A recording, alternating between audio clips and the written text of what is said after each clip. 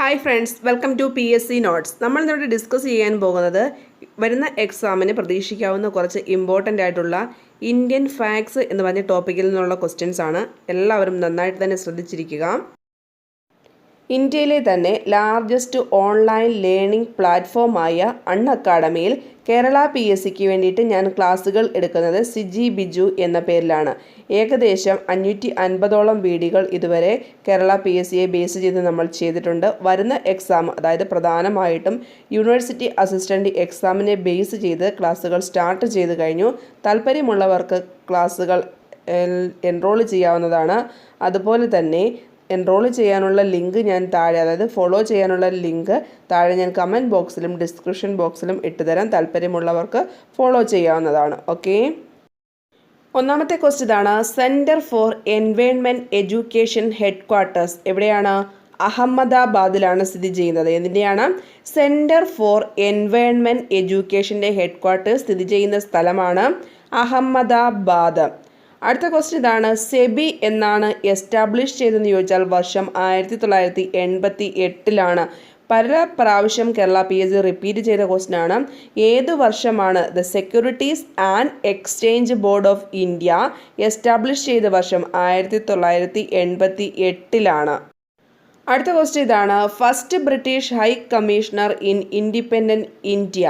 Independent ഇന്ത്യയിലെ ആദ്യത്തെ British high കമ്മീഷണറായ വ്യക്തി ആരാണെന്ന് ചോദിച്ചാൽ VK കൃഷ്ണ മേനോനാണ് first British high commissioner in independent India എന്ന് പറയുന്നത്. അടുത്ത ക്വസ്റ്റ്യൻ ഇതാണ്, father of Indian cinema. Dada Saheb Phalke ആണ് ഫാദർ ഓഫ് ഇന്ത്യൻ സിനിമ എന്ന് അറിയപ്പെടുന്നത്. അതുപോലെ തന്നെ എയർപോർട്ടുകളുമായി ബന്ധപ്പെട്ട് കേരള PSC ക്വസ്റ്റ്യൻസ് ചോദിക്കുന്നുണ്ട്. ജോളി ഗ്രാൻഡ് എയർപോർട്ട് എവിടെയാണ്?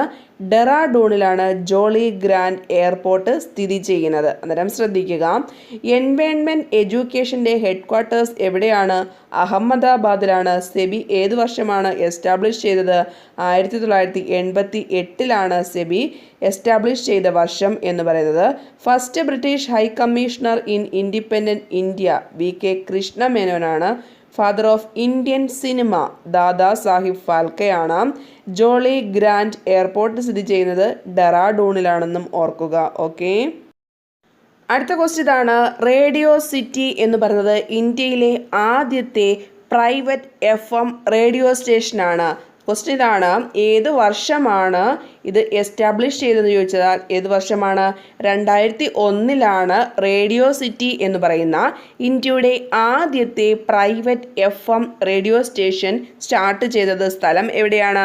ബാംഗ്ലൂരിൽ നിന്നിട്ടാണ് ഏത് സ്റ്റാർട്ട് ചെയ്തത്? നമ്മുടെ റേഡിയോ സിറ്റി എന്ന് പറയുന്ന ഇന്ത്യയിലെ ആദ്യത്തെ private FM radio station launch ചെയ്തത്. അടുത്ത ക്വസ്റ്റ്യൻ ഇതാണ്, അതായത് ഒഡീഷയുമായിട്ട് ബന്ധപ്പെട്ട 2 കാര്യങ്ങളാണ് നമ്മൾ പഠിക്കാൻ പോകുന്നത്. ഒന്ന്, സിംലിപാൽ നാഷണൽ പാർക്ക് എവിടെയാണ് സ്ഥിതി ചെയ്യുന്നത്? ഒഡീഷയിലാണ്. കൂടാതെ മയൂർഭഞ്ച് ഖനി എന്ന് പറയുന്നതും നമ്മുടെ ഒഡീഷയിലാണെന്ന് ഓർക്കുക. എന്തൊക്കെയാണ്? സിംലിപാൽ നാഷണൽ പാർക്ക് സിറ്റുവേറ്റ് ചെയ്തിരിക്കുന്നത് ഒഡീഷ. മയൂരി ഭഞ്ചൻ മൈൻ അല്ലെങ്കിൽ ഖനി എന്നൊക്കെ പറയുന്നത് ഒഡീഷയിലാണ് സിറ്റുവേറ്റ് ചെയ്തിരിക്കുന്നത്. അടുത്തത്, സുഭാഷ് ചന്ദ്രബോസ് ഏത് വർഷമാണ് ഫോർവേഡ് ബ്ലോക്ക് സ്ഥാപിച്ചതെന്ന് ചോദിച്ചാൽ 1939 സുഭാഷ് ചന്ദ്രബോസ് എന്ത് സ്ഥാപിച്ചത്? ഫോർവേഡ് ബ്ലോക്ക് സ്ഥാപിച്ചത്. അതുപോലെ തന്നെ റിപ്പീറ്റിംഗ് ആയിട്ടുള്ള ഒരു ക്വസ്റ്റ്യൻ ആണ്, 1969 ബാങ്കുകൾ 1ാം ഘട്ടത്തിൽ ദേശസാൽക്കരിച്ചതെന്ന് നമുക്കറിയാം. അതുപോലെ തന്നെ ആ ഡേറ്റൂടെ ഓർത്ത് വെച്ചേക്കുക, ജൂലൈ 19 1969 ഇന്ദിരാഗാന്ധി ബാങ്കുകൾ എല്ലാം ദേശസാൽക്കരിച്ചത്. ക്വസ്റ്റ്യൻ ഇതാണ്, എത്ര ബാങ്കുകളാണ് ആദ്യഘട്ടത്തിൽ ഇന്ദിരാഗാന്ധി ദേശസാൽക്കരിച്ചത് എന്ന് ചോദിച്ചാൽ എത്ര ബാങ്കുകളാണ്? 14 ബാങ്കുകൾ ആണെന്ന കാര്യം ഓർക്കുക. അന്നേരം ശ്രദ്ധിക്കുക, നമ്മുടെ റേഡിയോ സിറ്റി എന്ന് പറയുന്നത് ഇന്ത്യയിലെ ആദ്യത്തെ പ്രൈവറ്റ് FM റേഡിയോ സ്റ്റേഷനാണ്. മറക്കരുത്. ആദ്യമായിട്ട് ലോഞ്ച് ചെയ്ത സ്ഥലം ബാംഗ്ലൂർ, വർഷം 2001. സിംലിപാൽ നാഷണൽ പാർക്കും മയൂർഭഞ്ച് ഖനിയും ഒഡീഷയിലാണ്. സുഭാഷ് ചന്ദ്രബോസ് ഏതു വർഷമാണ് ഫോർവേഡ് ബ്ലോക്ക് സ്ഥാപിച്ചെന്ന് കേരള PSC പല പ്രാവശ്യം ചോദിച്ചിട്ടുണ്ട്. വർഷം 1939. 1969 ജൂലൈ 19 ഇന്ദിരാഗാന്ധി എത്ര ബാങ്കുകളെയാണ് ദേശസാൽക്കരിച്ചതെന്ന് ചോദിച്ചാൽ 14 ബാങ്കുകളെയാണെന്ന് ഓർക്കുക. ഓക്കെ, അടുത്ത ക്വസ്റ്റ്യൻ ഇതാണ്. ശ്രീരംഗപട്ടണം എന്ന് പറയുന്നത് ഏതു നദിയുടെ തീരത്താണെന്നാണ് ചോദിച്ചിരിക്കുന്നത്. ഏത് നദിയുടെ തീരത്താണ്? കാവേരി നദിയുടെ തീരത്താണ് ശ്രീരംഗപട്ടണം സ്ഥിതി ചെയ്തിരുന്നത്. ഏത് നദിയാണ്? കാവേരി നദിയാണ്. ഓപ്ഷൻ കാണുമ്പോൾ തെറ്റിപ്പോകരുത്. ഓപ്ഷനകത്ത് കൃഷ്ണയൊക്കെ കാണും. കറക്റ്റ് ആൻസർ ഏതാണ്? കാവേരി ആണ്. അടുത്തത് ഒരു ഓർഗനൈസേഷൻ്റെ പേരാണ്. ആരാണ് നവജവാൻ ഭാരത് സഭ സ്റ്റാർട്ട് ചെയ്തത് അല്ലെങ്കിൽ ഫൗണ്ട് ചെയ്തതെന്ന് ചോദിച്ചാൽ നമ്മുടെ ഭഗത് സിംഗ് ആണ് നവജവാൻ ഭാരത് സഭ ഫൗണ്ട് ചെയ്ത വ്യക്തി. കൂടാതെ ഈ LDC LGS തുടങ്ങിയ ക്വസ്റ്റ്യൻസ് നമ്മൾ ഇങ്ങനെയുള്ള, അതായത് വിജയനഗര സാമ്രാജ്യവുമായിട്ടൊക്കെ ബന്ധപ്പെട്ട ക്വസ്റ്റ്യൻസ് കാണുന്നുണ്ട്. അവിടെ സ്ഥിരമായിട്ട് ചോദിക്കുന്ന 2-3 പോയിന്റ്സ് ഉണ്ട്, നിങ്ങൾ ശ്രദ്ധിക്കുക. അതായത് ഏത് നദിയുടെ തീരത്താണ് വിജയനഗര സാമ്രാജ്യം എന്ന് ചോദിച്ചാൽ തുംഗഭദ്ര ആണെന്ന് ഓർക്കുക. പല പ്രാവശ്യം ചോദിച്ചിട്ടുള്ള ക്വസ്റ്റ്യൻ ഇത് ഇങ്ങനെയാണ്. അതായത് ഹംപി, വിജയനഗര സാമ്രാജ്യത്തിൻ്റെ തലസ്ഥാനം അല്ലെങ്കിൽ ഹെഡ് ക്വാർട്ടേഴ്സ് എന്നൊക്കെ പറയുന്നത് എവിടെയാണ്? ഹംപി എന്ന് പറയുന്ന സ്ഥലമാണ്. ആ ഹംപി ഏത് നദിയുടെ തീരത്താണ്? പല പ്രാവശ്യം ചോദിച്ചിട്ടുണ്ട് കേരള PSC. എവിടെയാണ്? തുംഗഭദ്ര നദിയുടെ തീരത്താണ് ഹംപി സ്ഥിതി ചെയ്യുന്നത്. സെയിം തന്നെയാണ് വിജയനഗര സാമ്രാജ്യത്തിൻ്റെ അല്ലെങ്കിൽ അത് ഏത് ബാങ്കിൻ്റെ തീരത്താണെന്ന് ചോദിച്ചാൽ തുംഗഭദ്ര നദിയുടെ തീരത്താണെന്ന് ഓർക്കുക. അന്നേരം വിജയനഗര സാമ്രാജ്യത്തിൻ്റെ തലസ്ഥാനം ഏതാണ്? ഹംപിയാണ്. വിജയനഗര സാമ്രാജ്യം എവിടെയാണ് ഇപ്പോൾ? ഇന്ത്യയിൽ കർണാടക സ്റ്റേറ്റിലാണെന്ന കാര്യം ഓർക്കുക. എവിടെയാണ്? കർണാടകയിൽ. അന്നേരം നമ്മൾ ഓർക്കേണ്ട പോയിന്റ്സ്: വിജയനഗര സാമ്രാജ്യത്തിൻ്റെ തലസ്ഥാനം ഹംപി, ഏത് നദിയുടെ തീരത്താണെന്ന് ഓർക്കുക? തുംഗഭദ്ര നദിയുടെ തീരത്താണെന്ന് ഓർക്കുക. കൂടാതെ ഇപ്പോൾ അതെവിടെയാണ് സ്ഥിതി ചെയ്യുന്നത്? കർണാടകയിലാണെന്ന കാര്യവും ഓർക്കുക. പിന്നെ ഒരു ഇമ്പോർട്ടൻ്റ് ആയിട്ടുള്ള പോയിന്റ് എന്ന് ചോദിച്ചാൽ largest container port in India എവിടെയാണ് സിറ്റുവേറ്റ് ചെയ്തിരിക്കുന്നത്? നവി മുംബൈ, മഹാരാഷ്ട്രയിലാണ്. ഇന്ത്യയിലെ ഏറ്റവും വലിയ കണ്ടെയ്നർ പോർട്ടായിട്ടുള്ള നവാഷെവ പോർട്ടിന് പറയുന്ന പേരാണ് ജവഹർലാൽ നെഹ്റു പോർട്ട്.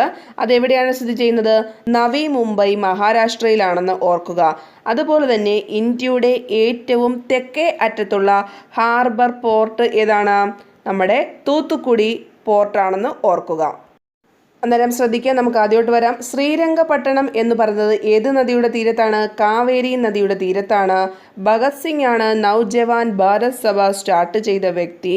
വിജയനഗര സാമ്രാജ്യത്തിൻ്റെ തലസ്ഥാനം ഹംപിയാണ്. ഏത് സംസ്ഥാനത്താണ് സ്ഥിതി ചെയ്യുന്നത്? കർണാടകത്തിലാണെന്ന്. ഏത് നദിയാണ്? തുംഗഭദ്രയാണെന്നും ഓർക്കുക. നവാഷവ എയർപോർട്ട് തന്നെയാണ് ജവഹർലാൽ നെഹ്റു എയർപോർട്ട് എന്ന് പറയുന്നത്. ലൊക്കേഷൻ എവിടെയാണ്? നവി മുംബൈ, മഹാരാഷ്ട്രയാണ്. പ്രത്യേകത എന്താണ്? ലാർജസ്റ്റ് കണ്ടെയ്നർ പോർട്ട് ഇൻ ഇന്ത്യയാണ് നവാഷെവ പോർട്ട് എന്ന് പറയുന്നത്. ഇന്ത്യയുടെ സദേൺ മോസ്റ്റ് ഹാർബർ ഏതാണെന്ന് ചോദിച്ചാൽ തൂത്തുക്കുടി ഹാർബർ ആണെന്ന കാര്യം കൂടി ഓർക്കുക. അടുത്ത ക്വസ്റ്റ്യൻ ഇതാണ്. ഈ അടുത്തിടെ സംഭവിച്ച കറണ്ട് അഫയേഴ്സുമായിട്ട് റിലേറ്റ് ചെയ്ത് നമുക്ക് പഠിക്കാവുന്ന ഒരു ക്വസ്റ്റ്യൻ ആണിത്. അതായത് ഇന്ത്യയിലെ തന്നെ ആദ്യത്തെ ലിറ്റിഗേഷൻ ഫ്രീ ആയിട്ടുള്ളതും ലീഗൽ ലിറ്ററേറ്റുമായിട്ടുള്ള വില്ലേജ് ഏതാണെന്ന് ചോദിച്ചാൽ, അല്ലെങ്കിൽ പഞ്ചായത്ത് ഏതാണെന്ന് ചോദിച്ചാൽ ചെറിയനാട് വില്ലേജ് ആണെന്ന കാര്യം ഓർക്കുക. ആലപ്പുഴ ജില്ലയിലെ, കേരളത്തിലെ ആലപ്പുഴ ജില്ലയിലെ ഡിസ്ട്രിക്റ്റ് ആണ് ഇന്ത്യയിലെ ആദ്യമായിട്ട് 2 കാര്യങ്ങളുടെ കമ്പൈൻ ചെയ്താണ് നമ്മൾ ഓർക്കേണ്ടത്. ലിറ്റിഗേഷൻ ഫ്രീ ആയിട്ടുള്ളതും ലീഗൽ ലിറ്ററേറ്റും ആയിട്ടുള്ളത് ഏത് വില്ലേജാണ്? ചെറിയനാട് വില്ലേജ് ആണ്. സെപ്പറേറ്റ് ചെയ്യുമ്പോൾ ഇതിൻ്റെ ആൻസേഴ്സ് വേറെയാണ്. അതായത് ലിറ്റിഗേഷൻ ഫ്രീ ആയിട്ടുള്ള വില്ലേജ് വേറെയാണ്, ലീഗൽ ലിറ്ററേറ്റ് ആയിട്ടുള്ളതും വേറെയാണ്. അന്നേരം ശ്രദ്ധിക്കുക, ഇത് രണ്ടും കൂടെ കമ്പൈൻ ചെയ്തുള്ള ക്വസ്റ്റ്യൻ ആണെങ്കിൽ ആൻസർ ഏത് വരുന്നതാണ്? ചെറിയനാട് വില്ലേജ് വരുന്നത്. അതായത് സമ്പൂർണ്ണ നിയമസാക്ഷരത നേടിയതും ലിറ്റിഗേഷൻ ഫ്രീ ആയിട്ടുള്ളതുമായിട്ടുള്ള വില്ലേജ് ഏതാണെന്ന് ചോദിച്ചാൽ ചെറിയനാട് വില്ലേജ് ആണെന്ന് ഓർക്കുക. അടുത്ത ക്വസ്റ്റ്യൻ ഇതാണ്. ലോങ്ങസ്റ്റ് റിവർ ഇൻ കാസർഗോഡ് ഏത് റിവറാണ്? ചന്ദ്രഗിരി റിവർ ആണെന്ന് ഓർക്കുക. അടുത്തത് ഒരു ഡേറ്റ് ആണ്, റിപ്പീറ്റിംഗ് ഡേറ്റ് ആണ്.